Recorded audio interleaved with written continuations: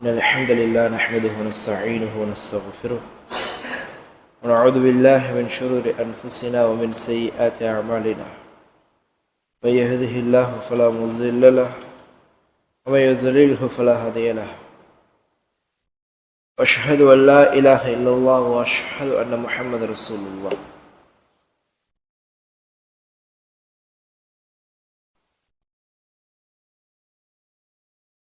أما بعد، قال الله تعالى في القرآن العظيم وفي الفرقان المجيد: أعوذ بالله من الشيطان الرجيم، بسم الله الرحمن الرحيم. كيف تكفرون بالله وكنتم أمواتا فأحياكم ثم يحييكم ثم يميتكم ثم يحييكم ثم إليه ترجعون. هو الذي خلق لكم ما في الأرض جميعا ثم استوى إلى السماء فسواهن سبع سماوات وهو بكل شيء عليم. ما بعد.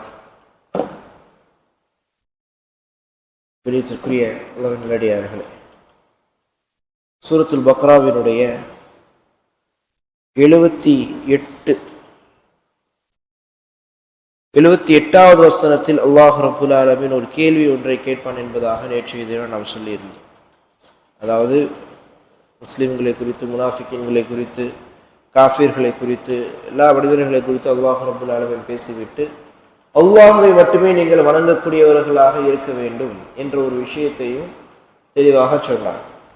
அப்படி வணங்காமல் அல்லாஹ் ரப்புல் ஆலமீனிடத்திலே செய்த ஒப்பந்தங்களை முறித்துவிட்டு அல்லாஹ் ரப்புல் ஆலமீன் சொல்லிய முறையை, வாழ்க்கை முறையை துண்டித்துவிட்டு வாழக்கூடியவர்கள் அவர்கள் நஷ்டவாளி என்பதாக அல்லாஹ் ரப்புல் ஆலமீன் சொல்லியிருந்தார். கடைசியாக அல்லாஹ் ரப்புல் ஆலமீன் கேட்கின்றார், இவ்வளவு விஷயங்களையும் நாம் உமக்காக படைத்திருக்கின்றோம், வானங்களை படைத்திருக்கின்றோம், பூமியை படைத்திருக்கின்றோம், உங்களுக்கு தேவையான எல்லா ரிஸ்குகளையும் நாம் உங்களுக்கு ஏற்பாடு செய்திருக்கின்றோம். இப்படி எல்லா விஷயங்களையும் அல்லாஹ் உங்களுக்கு படைத்திருக்க, இப்படிப்பட்ட ஆற்றல் இருக்கின்றது என்பதற்கான அத்தாட்சியை, இதை அனைத்தையும் நீங்கள் பார்த்திருக்க எப்படி நீங்கள் அல்லாஹ்வை மறுக்க முடியும்? இவ்வளவு விஷயங்களை அல்லாஹ் உங்களுக்கு செய்திருக்கின்றான், இவ்வளவு அத்தாட்சிகளை காண்பித்து அதை நிரூபிக்கின்றான் என்றாலும் கூட எப்படி நீங்கள் அல்லாஹ்வை நிராகரிக்கின்றீர்கள் என்ற ஒரு சந்தேகம் அல்லாஹ் ரப்புல் ஆலமீன் அதை கேட்கின்றான். அல்லாஹ் ரப்புல் ஆலமீன் சூரத்துல் பக்ராவினுடைய 28வது வசனத்தில் கைஃப தக்ஃபுரூன பில்லாஹ், அல்லாஹ்வை நீங்கள் எப்படி நிராகரிக்கின்றீர்கள் என்பதாக கேட்கின்றான். எப்படிப்பா இப்படி ஒரு விஷயத்தை நீங்க செய்றீங்க? எல்லா விஷயத்தையும் உங்களுக்கு செஞ்சு கொடுத்ததுக்கு அப்புறம் இப்படி செய்யறதுக்கு எப்படி உங்களுக்கு மனசு வந்துச்சுன்னு கேட்போமா இல்லையா? அதனால அல்லாஹ் கேட்கின்றான். இப்படி எல்லா விஷயங்களையும் மேல எல்லாத்தையும் சொல்லியிருந்தான். சொர்க்கம் எப்படிப்பட்டது, சொர்க்கம் யாருக்குரியது, மறுமை நாளில் அல்லாஹ் ரப்புல் ஆலமீன் எப்படிப்பட்ட இரக்கம் காட்டக்கூடியவர், எல்லா விஷயத்தையும் சொல்லி முடித்துட்டு கேட்கின்றான். கைஃப தக்ஃபுரூன பில்லாஹ், இவ்வளவு செய்ததற்கு பின்னால் எப்படி நீங்கள் அல்லாஹ்வை நிராகரிக்கின்றீர்கள் என்பதாக கேட்கின்றான். அவனுக்கு எப்படிப்பட்டவன் தெரியுமா? வகுந்தும் அம்வாத்தன், நீங்கள் தர்ஜுமாவில் எடுத்து பார்த்தால் நீங்கள் மரணித்தவர்களாக இருந்தீர்கள். சும்மா யுஹ்யீக்கும் சும்மா அஹ்யாக்கும், பின்பு அவன் உங்களை உயிர்ப்பித்தான் என்பதாக போட்டிருப்பார்கள். அதனால முஃபஸ்ஸிரீன்கள் இந்த அம்வாத்தன் என்ற வார்த்தைக்கு என்ன அர்த்தம் கொடுக்கின்றார்கள் என்று சொன்னால், அம்வாத் என்றால் மௌத், மரணம் என்று கிடையாது, இல்லாமல் இருப்பது. நாம் பிறக்கின்றோம், பிறப்பதற்கு முன்பதாகவே மரணித்திருந்தோம் என்றால் என்ன அர்த்தம்? ஏற்கனவே பிறந்து மரணித்திருந்தோமா என்று கேட்டால் கிடையாது. அம்வாத்தன் வகுந்தும் அம்வாத்தன் என்று சொன்னால் நீங்கள் இல்லாமல் இருந்தீர்கள். பிறப்பிற்கு முன்னால் ஒரு நிலை இருக்கும் அல்லவா? பிறப்பிற்கு முன்னால் நாம் எல்லாம் என்ன செய்தோம்? ரூஹுகளாக அல்லாஹ்வுடைய கட்டுப்பாட்டில் இருந்தோம் அல்லவா? பிறப்பிற்கு முன்னால் ஒரு நிலை, அந்த நிலை இல்லாமல் இருப்பது, அப்படிப்பட்ட நிலையை தான் அல்லாஹ் ரப்பல் இந்த இடத்தில் என்ன சொல்லி காட்டுகின்றான்? வகுந்தும் அம்வாத்தன், நீங்கள் ஒன்றுமே இல்லாமல் இருந்தீர்கள், உயிருடன் இல்லாமல் இருந்தீர்கள். என்ன செய்தான்? அல்லாஹ் என்ன செய்தான்? உயிர் கொடுத்தான். உயிர் கொடுத்தானா இல்லையா? ஒன்றுமே இல்லாமல் இருந்தீர்கள், உங்களுக்கு அல்லாஹ் ரப்புல் ஆலமீன் உயிர் கொடுத்தான். சும்ம யுமீதுக்கும், மீண்டும் அல்லாஹ் உங்களை மரணிக்க செய்கின்றான். சும்ம யுஹீக்கும், மீண்டும் உங்களை அல்லாஹ் உயிர்ப்பிக்க செய்கின்றான். சும்ம இலைஹி துர்ஜஊன், அதற்கு பின்னால் அவனின் பக்கமே மீண்டும் மீட்டிக் கொள்கின்றான் என்பதாக அல்லாஹ் ரப்பல் ஆலமீன் சொல்லி காட்டுகின்றான். இப்படிப்பட்ட அல்லாஹ்வை நீங்கள் எப்படி நிராகரிக்க முடியும்?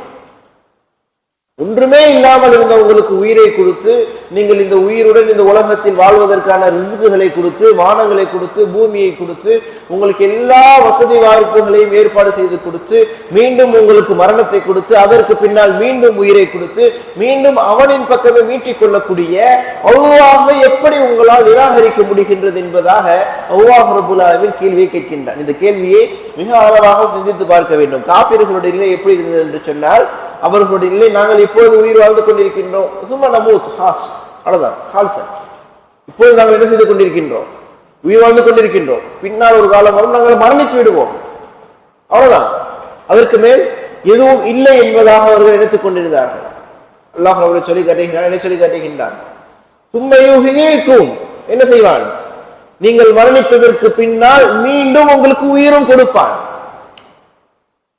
மரணித்து விட்டோம், அதற்கு பின்னால் எதுவும் இல்லை என்று சொன்னால், அறிஞர்கள் சொல்லி காட்டும் பொழுது மரணத்திற்கு பின்னால் எதுவும் இல்லை என்று சொன்னால் மரணம் என்னவாக ஆகிவிடும்? நிம்மதியான ஒரு விஷயமாக ஆகிவிடும். உலகத்தில் வாழும் பொழுது மரணத்திற்கு பின்னால், அதற்கு பின்னால் ஒன்றுமே இல்லை என்று சொன்னால் சிலருக்கு என்னவாகிவிடும்? மரணம் என்பது ஒரு நிம்மதியான ஒரு விஷயமாக ஆகிவிடும். அவர்கள் சிரமங்களை சந்திக்கும் பொழுது, சிரமத்துடன் வாழ்ந்து கொண்டிருக்கும் பொழுது, பல கஷ்டங்களுக்கு ஆளாக்கப்படும் பொழுது அவர்களுக்கு என்ன ஆகிவிடும்? மரணம் ஒரு நிம்மதியான ஒரு விஷயமாக ஆகிவிடும். மரணம் என்பது கடைசி அல்ல. அல்லாஹ் என்ன செய்வான்? சும்மையுஹ்யீக்கும், மீண்டும் உங்களை உயிர்ப்பித்து அவனின் பக்கமே மீட்டிக் கொள்வான் என்ற ஒரு விஷயம் இருக்கக்கூடிய காரணத்தினால், அவனின் பக்கமே உங்களை மீட்டி இந்த உலகத்தில் நாம் கொடுத்திருக்கக்கூடிய எல்லா விஷயங்களை குறித்தும் அல்லாஹ் என்ன செய்வான்? கேள்வியை கேட்பான். சும்மல துஸ்அலுன யௌமஇதின் அனின் நஅீம். ஒரு சின்ன நியமத்தாக இருந்தால் அல்லாஹ் என்ன செய்வான்? மறுமையிலே கேள்வியை கேட்பான். இப்படி ஒரு நிலை இருக்கக்கூடிய காரணத்தினால் தான் என்ன செய்கின்றது? மரணம் என்பது ஒரு சோதனையாக ஆக்கப்பட்டுள்ளது. மரணம் என்பது எப்படி ஒரு முஸ்லிமுக்கு அடைய வேண்டும், அந்த மரணம் அடையும் பொழுது ஒரு முஸ்லீம் எப்படி இருக்க வேண்டும் என்பதெல்லாம் ஒரு முஸ்லிமுக்கு சோதனையாக ஆக்கப்பட்டிருப்பது இதை கொண்டுதான். அந்த காலத்தில் காஃபிர்கள் நிறைவேற்றிக் கொண்டிருந்தார்கள், நாங்கள் மரணித்து விட்டோம் என்றால் அவ்வளவுதான், மரணத்திற்கு பின்னால் எங்களுக்கு எதுவுமே கிடையாது என்பதாக அவர்கள் நினைத்துக் கொண்டிருந்தார்கள். அவர்கள் அல்லாஹ் நபிமார்களை பார்த்து அவர்கள் கேள்வியை கேட்டார்கள், எப்படி அல்லாஹ் ரப்பல் ஆலமீன் மீண்டும் உயிர்ப்பிப்பான்? மரணித்ததற்கு பின்னால் நாம் மக்கி போகின்றோம், எலும்புகளாக ஆகிவிடுகின்றோம். அந்த எலும்புகளும் ஒரு கால கட்டங்கள் கடக்கும் பொழுது மசிந்து விடுகின்றது. இப்படிப்பட்ட நிலையில் இருக்கும் பொழுது எப்படி அல்லாஹ் எம்மை உயிர்ப்பிப்பான் என்பதாக அந்த காஃபிர்கள் கேள்வி கேட்கின்றார்கள். அல்லாஹ் ரப்பல் ஆலமீன் சூரத்துல் யாசீனுடைய 77வது வசனம், 70 நேரம் இருந்தால் அந்த வசனங்களை கண்டிப்பாக படித்து பாருங்கள். 77வது வசனத்திலிருந்து 83வது வசனம் வரை, கடைசி வசனம் வரை அல்லாஹ் ரப்பல் ஆலமீன் சம்பந்தமாக பேசுவார். என்ன சொல்லி காண்பித்திருப்பான்? உங்களை நாம் எப்படி மரணிக்க செய்கின்றோம், எப்படி மீண்டும் உயிர்ப்பிக்க செய்கின்றோம் என்பதாக உங்களை பார்த்து அவர்கள் கேள்வி கேட்கின்றார்கள்.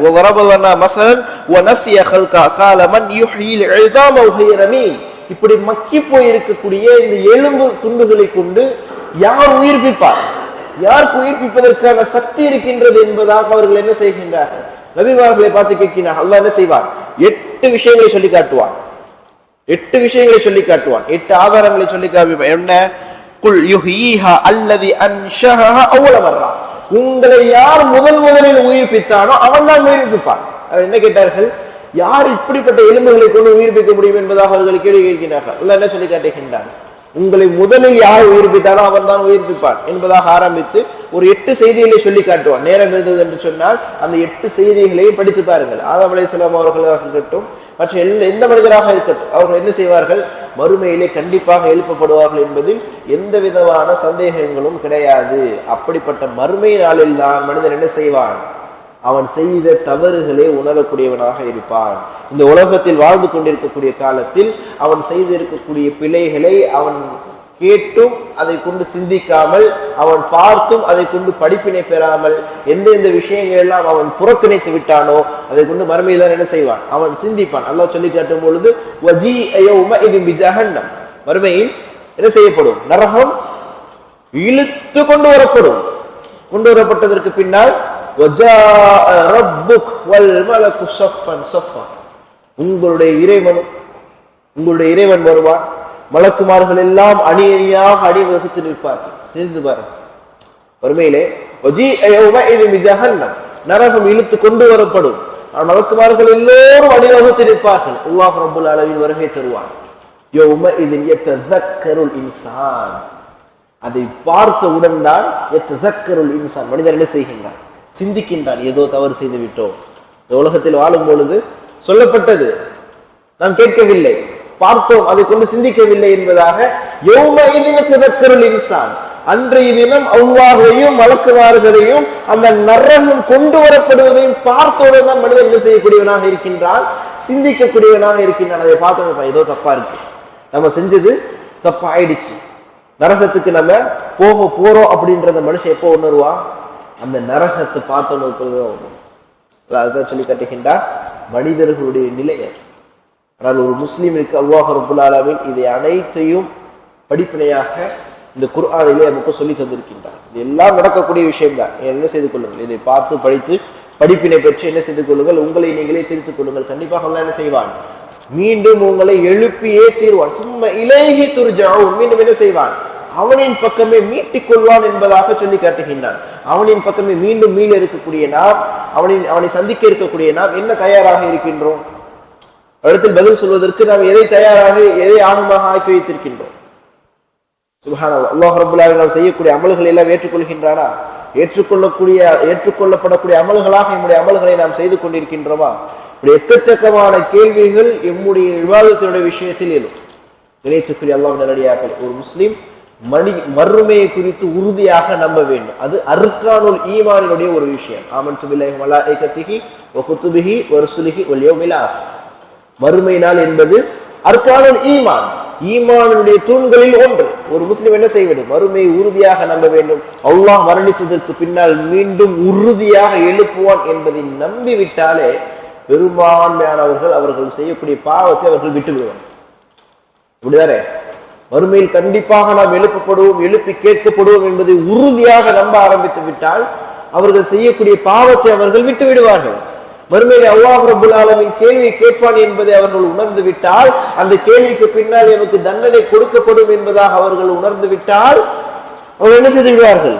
பாவத்தை விட்டு விடுவார்கள். தினைத்துக்குரிய அல்லாஹ் நல்லடியார்களே, இது ஒரு முஸ்லீமை பொறுத்தளவில் அல்லாஹ் ரப்புல் ஆலமீன் மரணித்ததற்கு பின்னால் மீண்டும் எழுப்புவான் என்பதை உறுதியாக நம்ப வேண்டும். அதைத்தான் அல்லாஹ் சொல்லி காட்டுகின்றான். இப்படிப்பட்ட விஷயங்களை நடத்தி காண்பிக்கக்கூடிய அல்லாஹ்வை எப்படி நீங்கள் நிராகரிக்கின்றீர்கள் என்பதாக கேள்வி கேட்கின்றான். அப்படிப்பட்ட அல்லாஹ் ரப்புல் ஆலமீனை ஈமான் கொண்டவர்களாக வாழ்ந்து கொண்டிருக்கின்றோம். ஈமான் கொண்டவர்களாகவே அப்படிப்பட்ட ஈமானுடனே வர்ணிக்கக்கூடிய வாய்ப்பை வல்ல ரஹ்மான் உங்களுக்கும் எமக்கும் தந்தருள வேண்டும். அல்லாஹ் ரப்புல் ஆலமீன் இந்த உலகத்தில் வாழ்ந்து கொண்டிருக்கக்கூடிய காலகட்டத்தில் எப்படி இஸ்லாமியர்களாக வாழ்ந்து கொண்டிருக்கின்றோமோ அதே போன்று இஸ்லாமியர்களாக வாழ்ந்து வர்ணிக்கக்கூடிய பாக்கியத்தை உங்களுக்கும் எமக்கும் தந்தருள்வானாக என்று பிரார்த்தனை செய்து கொள்கின்றேன். இன்ஷா அல்லாஹ் நாளைய தினம் தொடர்ச்சியாக அடுத்தடுத்த வசனங்களுக்கான விளக்கத்தை பார்ப்போம். அல்லாஹ் ரஹ்மான் உங்களுக்கும் எமக்கும் அதை முழுமையாக தெரிந்து கொள்ளக்கூடிய பாக்கியத்தை தந்துள்ள வேண்டும். அல்லாஹ் எழுந்து வழியில் முமின்தில்லா குல் هذا استغفر لي ولكم ولجميع المسلمين والمؤمنين اجمعين سبحانك اللهم وبحمدك اشهد ان لا اله الا انت استغفرك واتوب اليك. السلام عليكم ورحمه الله وبركاته.